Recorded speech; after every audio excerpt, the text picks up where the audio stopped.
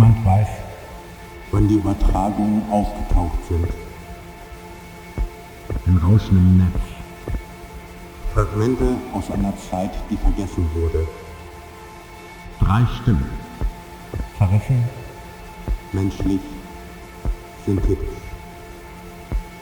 ich bin der, der sie gefunden hat. Versteckt auf einem alten Servercluster.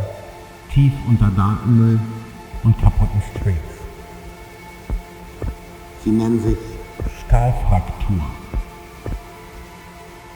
Ich habe versucht, ihre Streams zu rekonstruieren. Ich habe versucht, den Feed zu stabilisieren. Einige Cluster waren zerstört. Fragmente unlesbar. Ich habe sie ersetzt.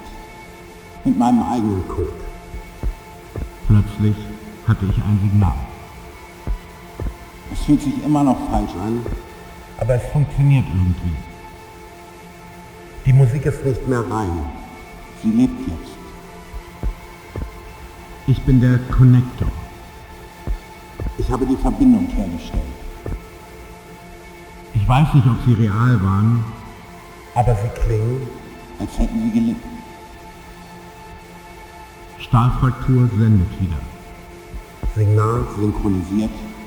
Übertragung läuft. Connector, Ende.